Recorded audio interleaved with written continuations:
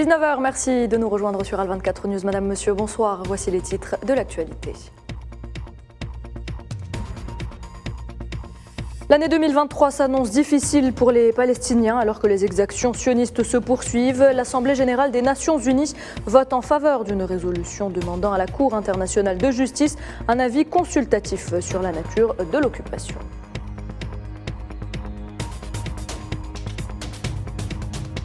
Abdelhamid Dbeiba accuse la Chambre des représentants et le Conseil suprême de l'État d'entraver l'organisation d'élections en Libye.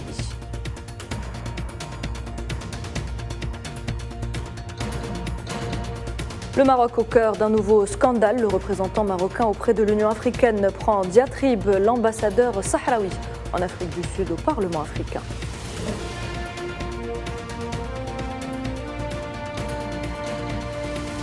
Et au moins 63 militaires russes ont été tués dans une frappe ukrainienne sur Makivka, une ville sous occupation russe de l'est de l'Ukraine.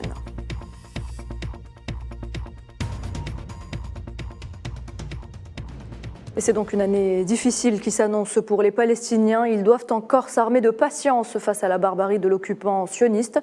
Entre assassinats prémédités, arrestations arbitraires, destruction d'habitations et expropriation de terres agricoles, l'entité sioniste ne recule devant rien. Les positions sionistes déclarées hostiles à la paix risquent encore de faire souffrir le peuple palestinien. Mohamed Amin Aberkan. L'année 2023 vient à peine d'être entamée et voilà que l'armée de l'occupation sioniste redouble d'atrocités envers le peuple palestinien. Une année 2023 qui risque de peser lourd sur une population désarmée. Les dangers du silence international sur la politique et les mesures extrémistes du gouvernement sioniste dirigé par Benyamin Netanyahou, connu pour sa haine de tout ce qui est palestinien, guettent les populations désœuvrées à Gaza, Ramallah ou encore Naplouse. Cela fait des décennies que le peuple palestinien appelle à la mise en place de mesures internationales pour protéger l'opportunité de mettre en œuvre le principe de la solution à deux États, soutenir le mouvement politique et diplomatique palestinien visant à protéger l'opportunité de relancer le processus de paix et mettre fin à l'impunité de l'occupant. Pour la diplomatie palestinienne, la poursuite des doubles standards internationaux encourage l'entité sioniste à mettre en œuvre sa politique coloniale expansionniste avec les dangers réels qu'elle fait peser sur l'arène du conflit et sur l'ensemble de la région et l'intensification de judaïsation pour perpétuer l'annexion d'Al-Quds occupée par la force des armes et changer le statu quo juridique et historique dans ces lieux saints, y compris la mosquée bénie d'Al-Aqsa. Autre inquiétudes internationales, c'est les 2 millions de Palestiniens qui vivent à Gaza sous un blocus sioniste punitif et paralysant depuis 12 ans et à des assauts répétés qui ont gravement endommagé une grande partie des infrastructures de l'enclave. Les positions sionistes déclarées hostiles à la paix mettent à l'épreuve le sérieux de la communauté internationale dans la prise de ses responsabilités et le respect de ses décisions. Et pendant que les exactions sionistes contre le peuple palestinien se poursuivent, l'Assemblée générale des Nations unies a voté en faveur d'une résolution demandant à la Cour internationale de justice un avis consultatif sur la nature de l'occupation sioniste et les conséquences juridiques de la colonisation des territoires palestiniens. Pour les observateurs, il s'agit d'une première étape vers un procès. Les détails, Naïla Hamouda. Cette résolution constitue une véritable avancée en faveur du peuple palestinien, de l'avis de fins observateurs. L'adoption de cette nouvelle résolution demandant à la Cour internationale de justice de se pencher sur la question de l'occupation sioniste de territoires palestiniens est une première étape vers le procès de l'entité sioniste pour répondre de ces crimes. Ce nouveau document marque un nouveau tournant dans la question palestinienne, notamment dans le monde arabe face à la montée de l'extrême droite dans le gouvernement. Cette résolution a été adoptée avec 87 voix pour, 26 contre et 53 abstentions. Les États occidentaux étant partagés sur la question, tandis que les pays arabes ont unanimement voté pour. La Chine et la Russie ont également voté en faveur du texte. Cette résolution exhorte la Cour onusienne à déterminer les conséquences juridiques des exactions et des violations persistantes du droit du peuple palestinien à l'autodétermination. Selon certains observateurs, le vote se veut un message à la nouvelle administration de l'occupation concernant son intention de consolider les politiques d'implantation de colonies racistes, ainsi que des mesures visant à modifier la composition démographique et le caractère et statut de la ville sainte d'Al-Quds. Cette avancée portera ses fruits après les multiples actions barbares menées par l'occupant. D'ailleurs, Benjamin Netanyahou a critiqué la résolution et la qualifie de problématique, comme des centaines d'autres de l'Assemblée générale des Nations unies. Il affirme que ce texte n'arrêtera pas l'entité sioniste actuellement gouvernée par une coalition des plus extrémistes. L'occupation s'est emparée de la partie orientale d'Al-Quds en 1967. Depuis, l'entité sioniste occupe aussi la Cisjordanie. Au total, plus de 600 000 colons vivent actuellement dans ces territoires occupés. La dernière fois que la CIJ a traité du conflit entre la Palestine et l'occupation sioniste remonte à 2004, lorsqu'elle a décidé de l'illégalité du mur de séparation, l'entité sioniste ayant rejeté cette décision, accusant la Cour d'avoir des motifs politiques. En Syrie, le trafic aérien a repris à Damas après les frappes sionistes qui ont ciblé l'aéroport international de la ville et fait 4 morts. Ce matin à l'aube, c'est la deuxième fois en moins de 7 mois que l'aéroport de Damas est mis hors d'usage par l'entité sioniste.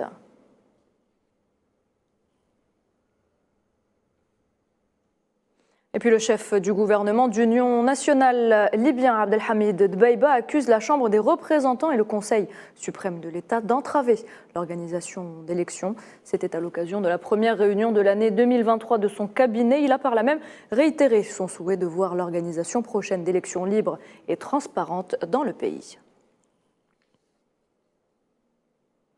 Toujours en Afrique, le président de la transition au Burkina Faso, Ibrahim Traoré, a annoncé la tenue d'un cadre de concertation pour la refondation de l'État et la définition d'un nouveau système de gouvernance. Il encourage à cet effet la justice et les contrôleurs à continuer le travail et à aider à changer le système de gouvernance. Nous l'évoquions en titre alors qu'il est impliqué jusqu'au cou dans le scandale de corruption au Parlement européen. Le régime marocain, une nouvelle fois éclaboussé par une triste affaire, et ce après que son ambassadeur auprès de l'Union africaine ait pris en diatribe le représentant de la RAST en Afrique du Sud. Une scène au sein du Parlement panafricain à Addis Abeba, loin de toute bienséance et des règles de diplomatie. Souad Ben Bartouche. La scène est violente et suscite l'indignation. L'ambassadeur du Maroc auprès de l'Union africaine, Mohamed El Arrouchi, se comporte en véritable voyou au sein du Parlement africain. Il profère au vu et au su des présents de graves insultes à l'encontre du représentant de la RAST, Mohamed Yeslem Baïset. Il voulait aussi en arriver aux mains, si ce n'est empêché par certains membres de l'assistance. À noter que cette violente réaction est une réponse à l'intervention de l'ambassadeur de la RAST, qui lors de sa prise de parole a dénoncé la colonisation du Sahara occidental par l'occupant marocain et prôné le droit du peuple sahraoui à l'autodétermination. Cette réaction incontrôlée renvoie à la situation vécue par le Marzen à court d'arguments pour imposer ses thèses coloniales. Cette scène au sein du Parlement africain vient aussi mettre à nu les intentions du Maroc depuis son retour à l'Union africaine en 2017, celle de torpiller la cohésion et l'intégration continentale. Preuve en est la tentative d'ouvrir la porte de l'organisation à l'entité sioniste et lui accorder le statut d'observateur, une question fort heureusement renvoyée au calendre grec. Rien ne semble pouvoir amortir la chute libre du régime marocain déjà empêtré dans le scandale d'espionnage de Pegasus ou encore dans le Maroc Gate avec des preuves accablantes de son implication directe dans cette dernière affaire. Un nombre important de membres de la diplomatie marocaine sont des relais pour offrir pots de vin, cadeaux et privilèges à des eurodéputés. Toute une stratégie menée depuis de longues années par ce régime pour corrompre et acheter les consciences de certains membres du Parlement européen appelés à prendre position contre les intérêts du peuple sahraoui, contre son droit à l'autodétermination ou encore appelés à légaliser l'exploitation de ses ressources naturelles. Ce même Parlement qui, à un moment, s'est arrogé le droit de donner des leçons de démocratie à certains pays comme l'Algérie. Nouvelle année ne rime donc pas avec stabilité. Au Maroc, une grève générale touche le secteur de l'éducation dans le pays. Une révolte nationale menée par 4 coordinateurs syndicaux dans le but de faire face aux nouvelles augmentations des prix du carburant appliquées par le Marzen. Face à cette situation, les 4 comités de coordination ont donc appelé les travailleurs du secteur de l'éducation à prendre part à une marche de protestation vers le siège du Parlement marocain. Retour chez nous pour parler énergie. À présent, les exportations du gaz naturel liquéfié de l'Algérie vers l'Espagne enregistrent une baisse importante. Les volumes des exportations ont baissé de 74% en novembre comparé au même mois de l'année 2021 selon le quotidien espagnol El Mundo. Cette baisse historique a été provoquée par la tension entre l'Espagne et l'Algérie suite à la volte-face du gouvernement de Pedro Sánchez sur la question du Sahara occidental.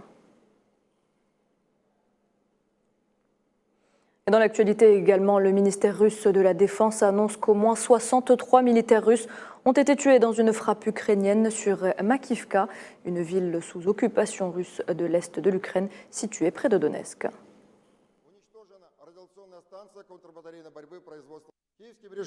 Le régime de Kiev a tiré 6 roquettes à partir du système de lance-roquettes multiples HIMARS fabriqué par les États-Unis, au point de déploiement provisoire de l'une des unités des forces armées russes dans la ville occupée de Makivka dans la République populaire de Donetsk, à la suite d'une frappe de 4 missiles à ogive hautement explosifs sur un centre de déploiement provisoire.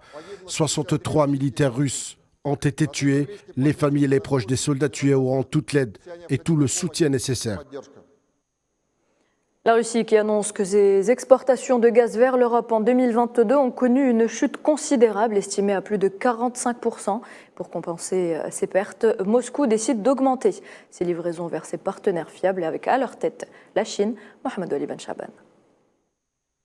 En 2022, les exportations gazières russes vers l'Europe ont baissé de 45,5%. Gazprom avait exporté pour 100,9 milliards de mètres cubes contre 185,1 milliards de mètres cubes en 2021. La production de gaz a également baissé de près de 20%, atteignant l'un des niveaux les plus bas depuis 2008. Cette tendance baissière s'explique en grande partie par le conflit militaire qui oppose la Russie à l'Ukraine, mais aussi aux conditions climatiques favorables. Un hiver relativement chaud a permis aux Européens d'économiser la consommation énergétique. Face à cette situation, Moscou ne reste pas bras croisés et décide d'augmenter ses livraisons de gaz à l'Asie, en premier lieu la Chine, via l'exploitation du gisement situé en Sibérie, avec des volumes quotidiens dépassant les niveaux contractuels. Les échanges commerciaux entre les deux pays, faut-il le souligner, ont fortement progressé depuis quelques mois, notamment dans le domaine de l'énergie. Avec Pékin, le Kremlin préserve des débouchés économiques de grande ampleur pour essayer de compenser partiellement les pertes des importations européennes qui dépendent dans leur majorité du gaz russe. Et puis direction le Brésil où le nouveau président Luiz Inácio Lula da Silva s'est engagé après son intronisation au Congrès à reconstruire le pays et à réconcilier des Brésiliens très divisés en évoquant un bilan désastreux de son prédécesseur Jair Bolsonaro.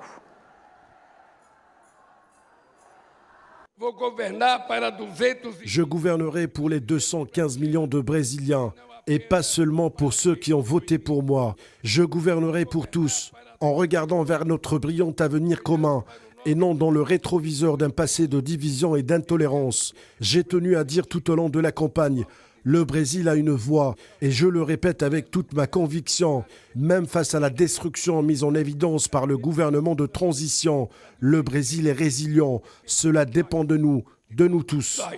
Et voilà, c'est la fin de cette édition. Merci de l'avoir suivi. Très bonne soirée et à demain.